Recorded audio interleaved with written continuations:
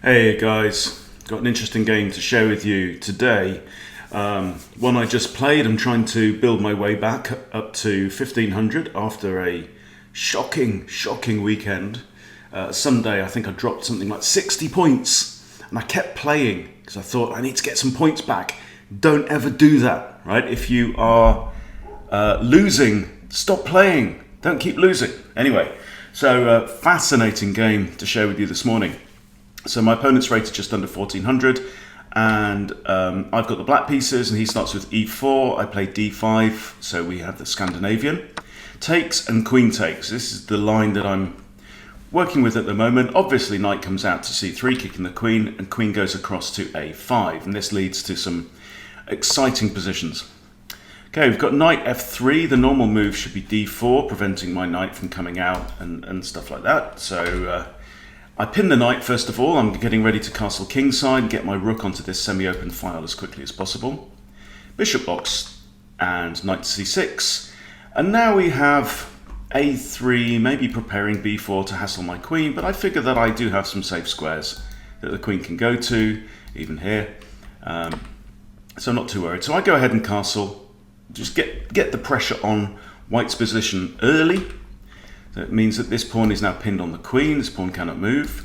And we have bishop out to attack the knight on c6. The only defender of this knight is actually my b-pawn, and I don't want that pawn to be forced to move. So I come up with an idea. Move my knight to d4. And this does a couple of things. It's a second attacker on this guy, which is actually pinned. So two attackers there and only one defender in the form of the queen. It's also a second attacker on this bishop as well. So white manages to resolve both of those threats with a single move. Bishop to e2 adds a third attacker, I guess, to this one. So yeah, I guess the pawn and the queen were actually both defending the knight at that point. And now I decide to capture the bishop. Queen takes, and now I move my queen across to f5. So I'm attacking the c2 pawn, and I've also got two attackers on here.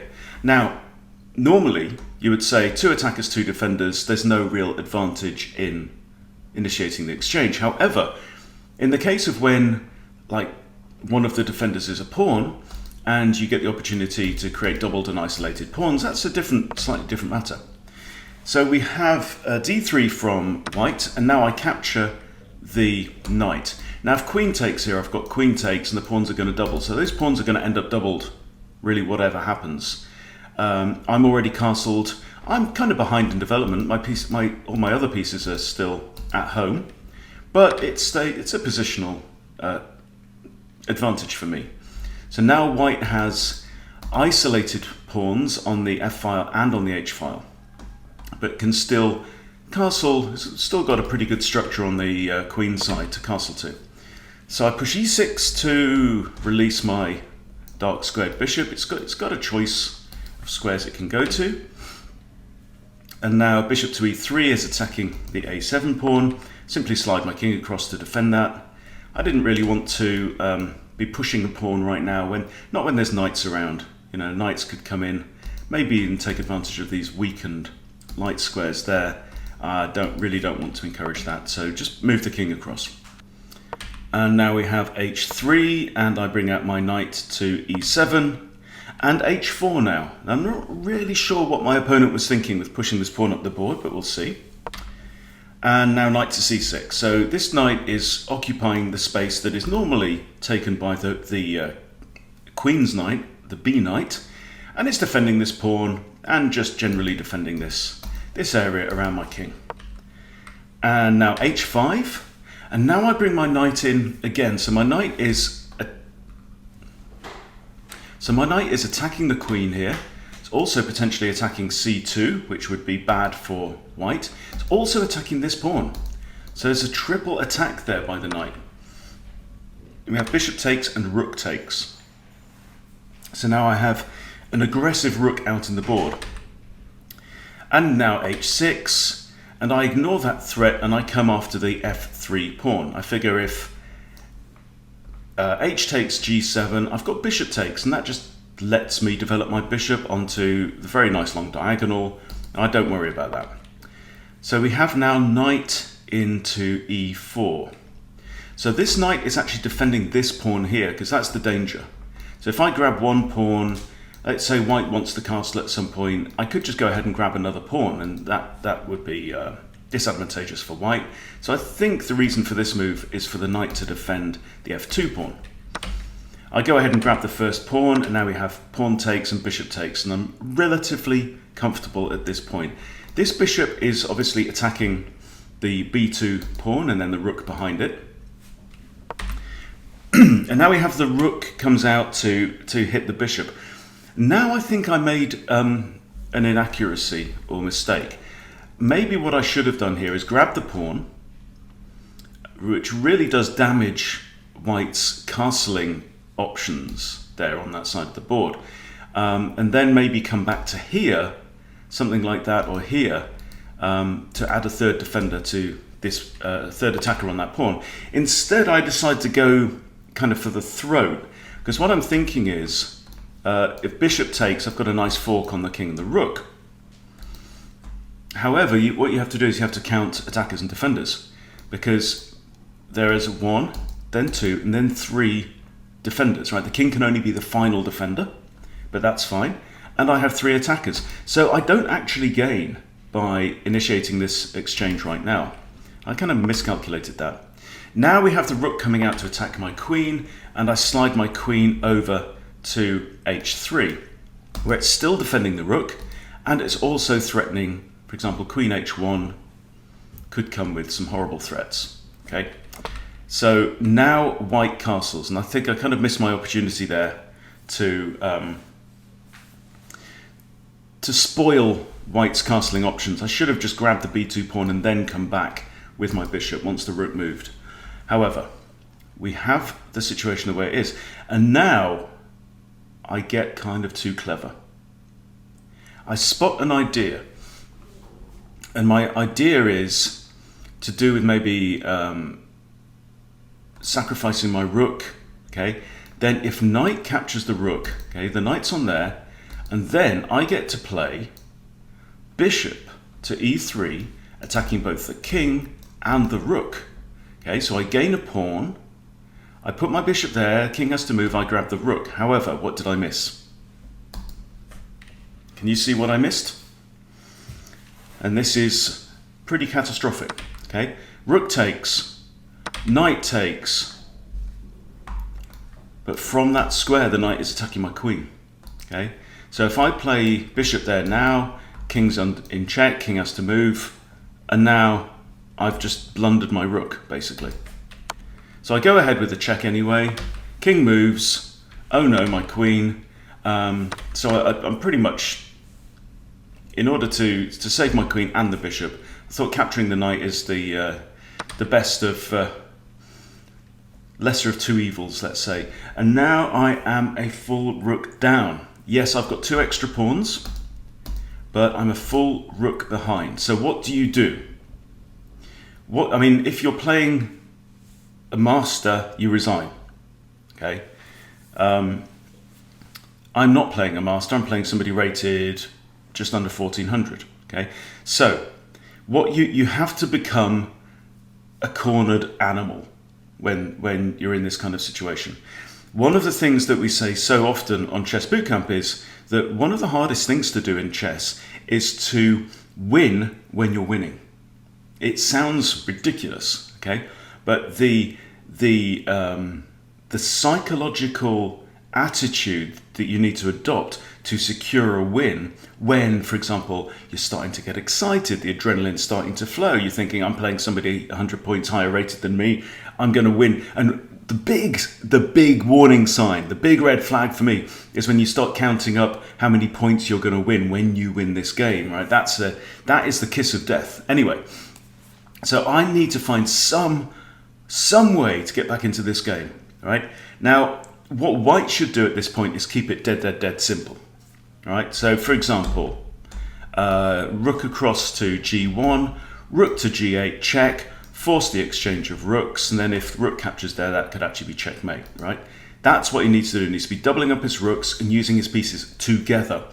What I need to do is I need to protect my pawns, right? My only real advantage in this game is that I've got these 2 passed pawns here, the 2 extra pawns, and just see if somehow I can maybe checkmate my opponent. So one idea is, obviously we've had A3 has been pushed early on in the game.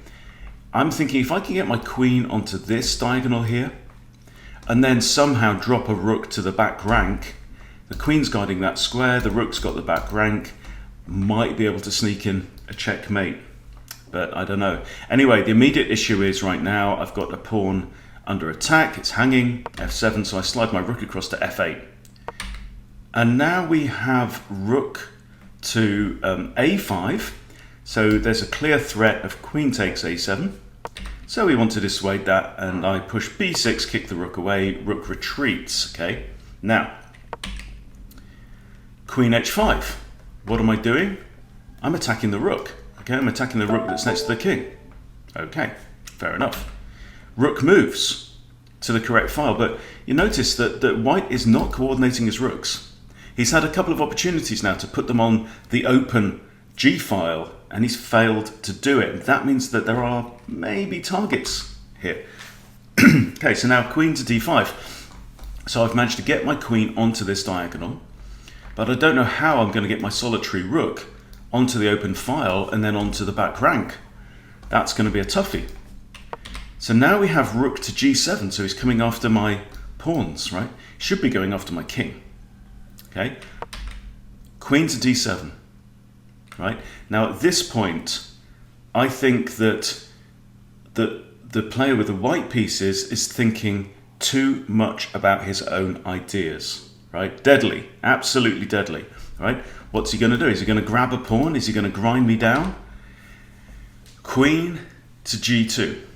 So what's he planning? Is he planning rook here, rook takes, queen takes, simplifying the game? But he's missed something very, very important. Now, if he'd done the goldfish technique and highlighted everything that's defending everything else on his own side of the board, there we go, queen and rook are defending each other, king's defending these, pawns are defending them, nothing's defending a4, right? How long did that take me?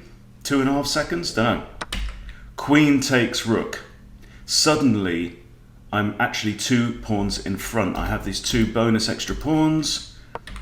White could have grabbed the pawn on h7 here, chose not to. This forces the exchange. King b7. Queen takes pawn. Queen to g4. So I'm defending this pawn. I'm leaving this pawn out because I can't defend both. And now queen to d1 check. The king must move to one of these squares, which means that that pawn now drops. So I'm 1 pawn in front. Okay, now I'm feeling really, really good. So what I need to do is protect my position. Obviously, queen comes to e4. This comes with check. Queen c6 defends this pawn and blocks the check. And we have an exchange of queens. I'm quite happy to see that. And now we've got an end game where you really need to be clinical. It's very easy to throw these games away. Okay, so obviously I have this 1 pawn advantage. My outside e pawn is a threat. So I start by moving my king up the board, right? I want to remove squares away from white's king. The kings are the most important and powerful pieces on the board right now. Okay, and I'm thinking, I'd like to get in b5, like to remove these squares from white's king. King comes across. King goes up to d4. We have diagonal opposition.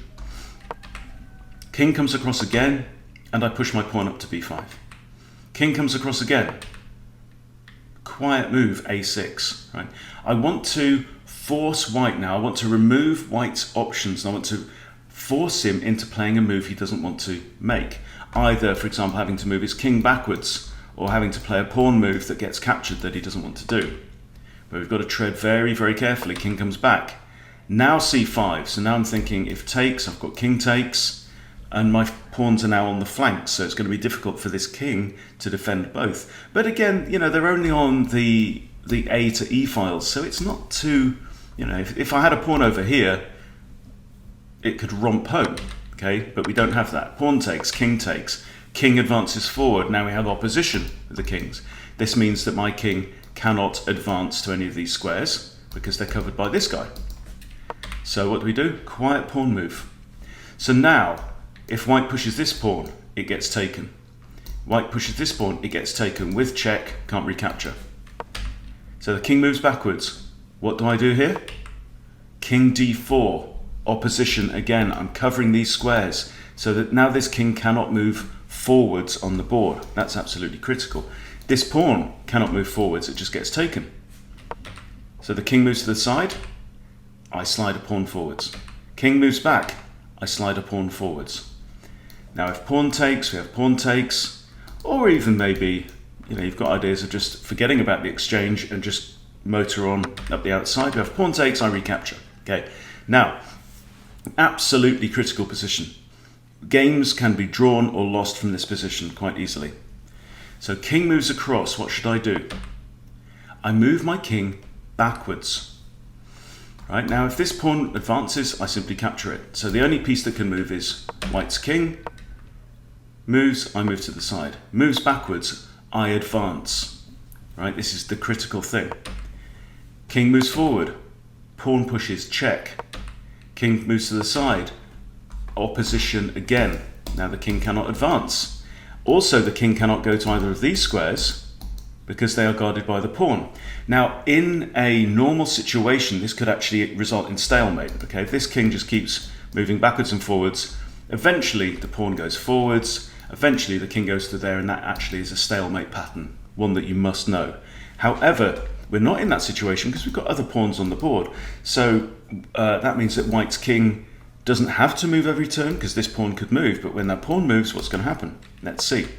King retreats, okay? And this is pretty much forced because these squares are covered, and this pawn can't move forwards, it just gets captured. Okay, king retreats, and now king to c3. Now I'm threatening to capture this pawn, okay? The king cannot go to any of these three squares still. And at this point, yeah, my opponent resigns because the game is pretty much lost. So, useful lesson there, I think, for all of us. I mean, to go a full rook down, right, against a player with experience, a player who really knows the game of chess, I think my opponent lacked the killer instinct in that game. Like I said at the time, I think simply doubling up the rook, simplifying down, getting rid of my rook, and apart from anything else, connecting your rooks and keeping your rooks connected, there was no reason for him to split up his rooks to attack pawns on different sides of the board, right? Keep your rooks connected so that they can defend each other and then look to simplify. Right? The game should have been a walk in the park there for white. White took his eye off the ball. It happens all the time. So the moral is don't retreat, don't surrender, okay? Take advantage of the fact that when we're not playing long, slow, classical games, this is a 30-minute game, right? It's very easy for your opponent to get overexcited and get carried away. And so, there you go. A very, very satisfying win. I think that there's nothing better than coming from all the way behind like that to secure a win. Obviously, in this situation here, it really doesn't matter what happens with this pawn now, because whatever white does, I can grab this pawn and I can make my way up the board and convert there. So, it was right to resign at this point. Very satisfying victory. I hope it's been interesting for you. I hope you've learned something. I've certainly learned from that miscalculation. I just need to go one step further, right? If that knight takes my rook there, it's attacking my queen. I just didn't see it, right? That's what I need to be working on now. But the other thing is, I hope this inspires you to plow on and to go ahead and win games that you've really got no right to win, because it's a great feeling. Okay, thank you for watching. Please subscribe to Chess Bootcamp, and I'll see you soon.